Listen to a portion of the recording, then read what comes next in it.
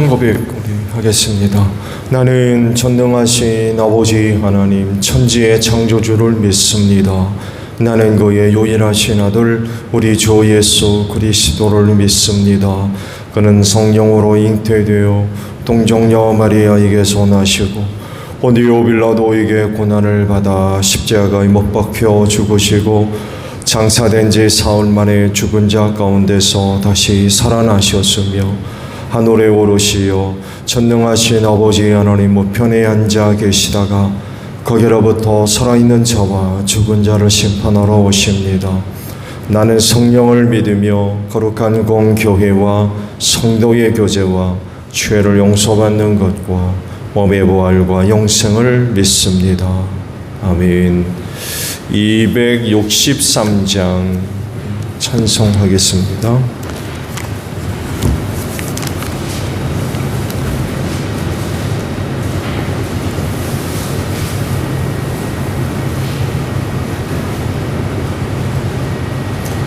찬송가 263장이에요.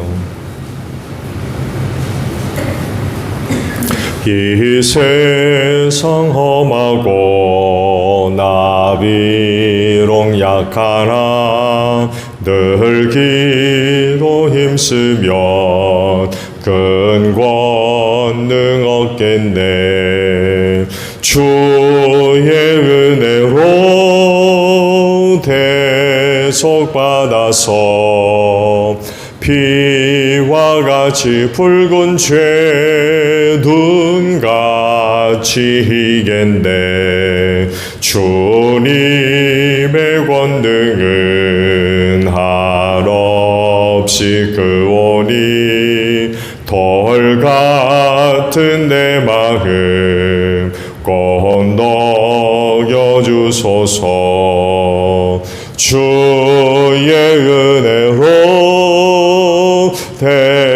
대속받아서 피와 같이 붉은 죄 눈같이 희겐데 내 맘이 약하여 늘 넘어지오니 주 예수 힘주사 굳세게 하소서. 주의 은혜로 대속받아서 피와 같이 붉은 죄 눈같이 희겐데 죄사함 받은 후 새 사람 되어서 주 앞에 서는 날 늘 찬송하겠네. 주의 은혜로 대속받아서 피와 같이 붉은 죄 눈같이 희겐네. 아멘. 마태복음 6장의 말씀입니다. 8절에서 15절까지 봅니다. 마태복음 6장 8절로 15절에요. 그러므로 그들을 본받지 말아라. 하나님 너희 아버지께서는 너희가 구하기 전에 너희에게 필요한 것이 무엇인지를 알고 계신다. 그러므로 너희는 이렇게 기도하여라. 하늘에 계신 우리 아버지, 그의 이름을 거룩하게 하여 주시며 그의 나라로 오게 하여 주시며 그 뜻을 하늘에서 이루심 같이 땅에서도 이루어 주십시오. 오늘 우리에게 필요한 양식을 내려주시고 우리가 우리에게 죄 지은 사람을 용서하여 준 것 같이 우리의 죄를 용서하여 주시고 우리를 시험에 들지 않게 하시고 악에서 구하여 주십시오. 나라와 권세와 영광은 영원히 아버지의 것입니다. 아멘. 너희가 남의 잘못을 용서해 주면 너희 하늘 아버지께서 너희를 용서해 주실 것이다. 그러나 너희가 남을 용서해 주지 않으면 너희 아버지께서도 너희의 잘못을 용서해 주지 않으실 것이다. 아멘. 오늘은요 12절에 있는 말씀을 함께 나누려고 합니다. 우리가 우리에게 죄 지은 사람을 용서하여 준 것 같이 우리의 죄를 용서하여 주시고 라는 말씀의 내용은 익히 잘 아는 주님의 기도죠. 제자들에게 그 기도를 알려주신 또 가르쳐주신 그런 그 내용들입니다. 연속된 말씀이죠. 기도를 가르쳐 주셨던 중요한 이유 중에 하나는 당시 그 기도가 많이 왜곡되어 있었기 때문에 그렇습니다. 즉 대표적인 왜곡된 건 외식이죠. 사람들에게 보여주기식 기도, 보여주려는 기도, 이런 기도들이 있었다고 지적을 하셨죠. 기도를 생각해 본다 그러면 이건 기도가 아니죠. 기도는 하나님과의 영적인 대화 아닙니까? 또 하나님과의 친밀한 그런 그 관계들이 형성되어지는 아주 소중한 수단인데, 이 기도가 어떻게 왜곡됩니까? 자기 과시,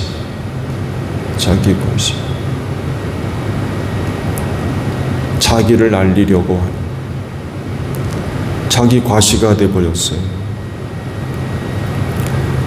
이뿐만이 아니라 빈말, 의미 없이 내뱉는 어떤 소리나 반복된 그런 그 단어로 기도가 사용되어지는 이런 모습들, 이방인들이 그 신께 기도할 때 나타났던 그런 모습이었던 것 같아요. 그들은 많은 말을 해야 하나님 신이 듣고 응답해 주는 줄로 알았다는 거죠. 여기에 이제 빈말이 수단으로 사용됐던 거예요. 기도의 본질적인 그런 의미들을 생각해 볼 때에 당시 기도가 많이 왜곡되어 있었던 거죠. 그래서 제자들에게 기도는 이렇게 하는 것이라고 가르쳐 주셨습니다. 근데요, 오늘도 말씀을 보셨습니다만 해도 주님의 그 기도문 가운데 모든 내용들이 다 중요하겠습니다만 해도 주님께서 그 기도를 가르쳐 주시면서 주의를 기울이셨던 내용이 있어요.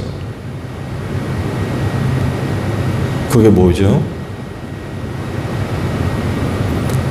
말씀을 쭉 보게 되면 예수께서 그 기도를 가르치시면서 그 기도의 내용 중에 주의를 기울이신 부분이 하나 있다는 것을 발견할 수가 있어요. 용서에 대한 내용입니다. 용서. 즉 다른 사람의 죄를 용서함으로써 하나님으로부터 용서받을 수 있다라고 하는 기도의 내용입니다. 우리가 우리의 죄를 용서한 것 같이 하나님으로부터 용서받는 이 부분을 기도의 내용에 포함되어 있고, 끝나고 난 뒤 이걸 다시 언급하십니다.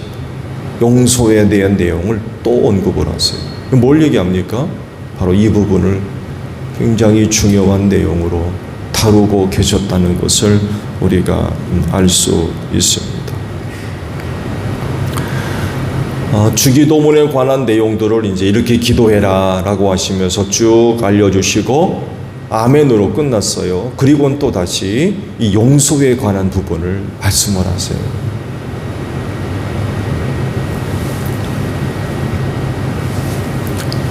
근데 그 내용이 14절과 15절에 있는 말씀입니다. 기도의 내용이 들어가진 않았지만 기도의 내용에 있는 용서에 대한 부분을 예수께서 또다시 이제 언급을 하신 거죠. 그렇다고 하면 우리 그리스도인은 다른 사람의 죄를 용서하고 또 하나님으로부터 죄에 대해서 용서받는 사람들이 되어야 되겠죠. 모든 사람들은 다 죄인입니다. 죄 짓고 삽니다. 용서가 필요해요. 하나님으로부터 그 죄에 대한 용서를 받아야 되는 거죠. 다른 어떤 문제보다도 이 죄의 문제는 굉장히 심각하죠.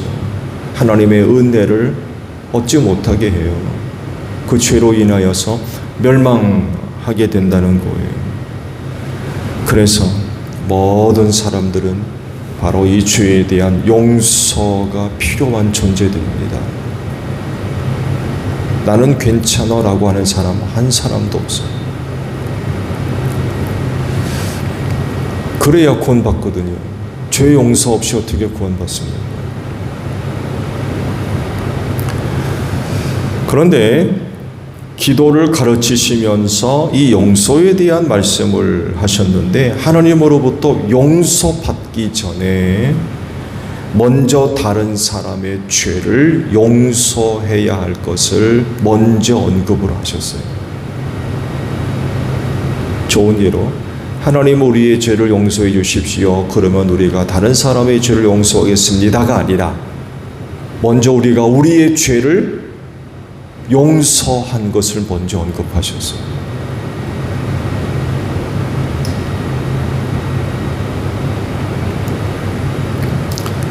죄의 당사자로서 용서받아야만 하고 또 다른 사람의 죄도 용서할 수 있어야 된다는 거죠.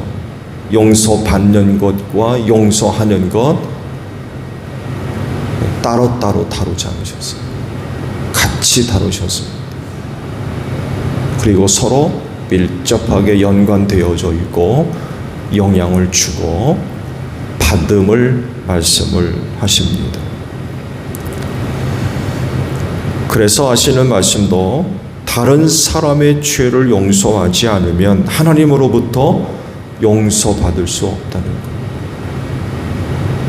내가 다른 사람의 죄를 용서하는 것과 하나님으로부터 내가 용서받는 게 뭔 상관이 있나 할 수 있는데, 예수님은 그렇게 말씀하지 않으세요.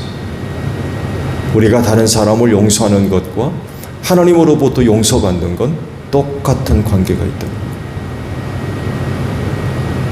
영향을 주고받는다는 거예요. 둘 중에 어느 하나라도 단독적으로 이루어질 수 있는 용서가 아니라는 거예요.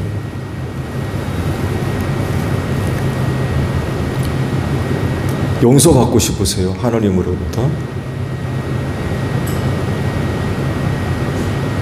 말씀드린 대로 우린 하나님으로부터 용서받아야 할 사람들입니다. 그러려면 다른 사람도 용서해야 된다라고 하세요. 용서받지 못하는 건 정말 심각한 문제입니다. 그래서 반드시 용서받아야 돼요. 어떻게? 내가 용서받는 것이 꼭 필요하다면 먼저 다른 사람의 죄를 용서할 수 있어야 된대요. 그래야 하나님도 용서하신다. 내가 용서가 필요한 사람이라고 하면 남을 먼저 용서하라는 거예요. 하나님으로부터 용서받아야 할 그런 내용들이 있다고 한다면 남을 먼저 용서하라.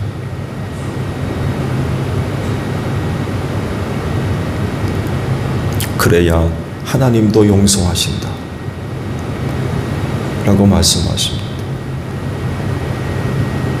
그래서 우리가 입버릇처럼 우리가 우리의 죄를 용서한 것 같이 우리 죄를 용서해 달라고 하는 기도, 이거 우리가 묵상하면 이거 정말 굉장히 중요한 그 내용이 될 수밖에 없다는 거예요.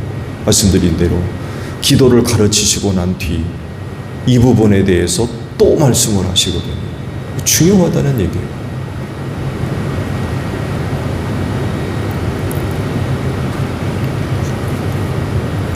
남의 죄 용서하는 거 쉽습니까? 누군가는 이렇게 표현하더군요. 다른 사람을 용서하는 건 잊어버리는 거다. 뭐 이렇게도 표현하더군요. 다른 사람의 죄를 용서하는 건 그건 잊어버리는 거다. 그런가요?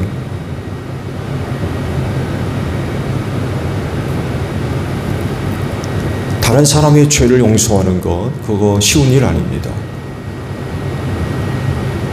왜 그럴까요? 다른 사람이 지은 죄로 인하여서 많은 고통을 당하기 때문에 그래요. 그 사람의 죄로 인하여서 내가 고통받는 게 커요. 그 사람의 어떤 사람이 지은 죄가 크면 클수록 고통은 커집니다. 슬픔도 커지고 아픔도 커지고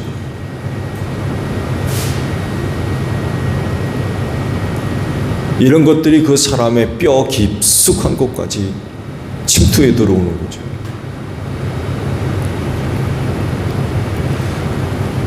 그래서 그런 어려움이 발생하지 않을 수가 없어요. 그 다른 사람의 죄를 용서하는 건 쉬운 일이 아니에요. 근데 용서하라고 그러세요. 용서해라. 그럼에도 불구하고 용서해라. 왜냐하면 그렇게 해야 하나님으로부터 용서받을 수 있기 때문에.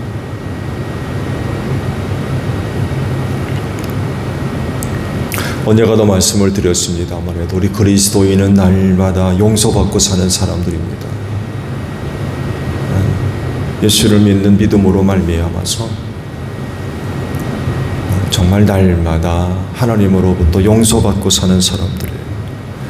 이게 사실이라고 하면 다른 사람의 죄를 용서하는 건 합당한 것입니다. 하나님으로부터 용서받았다고 하는 사람이 다른 사람의 죄를 용서하지 않는다? 예수께서 말씀하신 것과는 전혀 맞지 않는 거죠.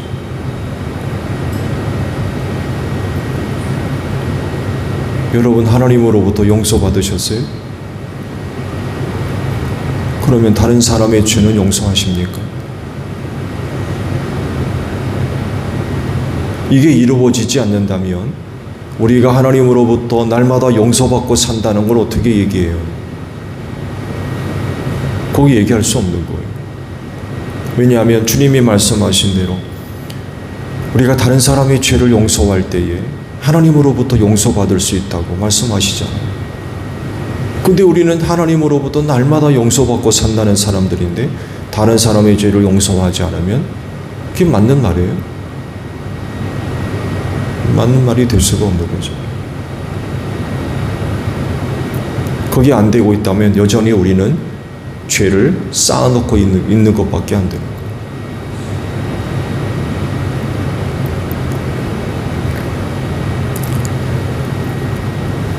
다른 것보다도 교회 안에서 바로 이런 그 은혜가 있어야 되는 줄로 믿습니다. 주님의 몸인 교회 안에서 끊임없는 용서가 이루어져야 될 것 같아요. 오늘도 기도하면서 이 문제가 해결되기를 바랍니다. 그래서 오늘 하루도 하나님으로부터 위대한 용서를 받는 여러분들이 되시기를 바랍니다. 주기도문합니다.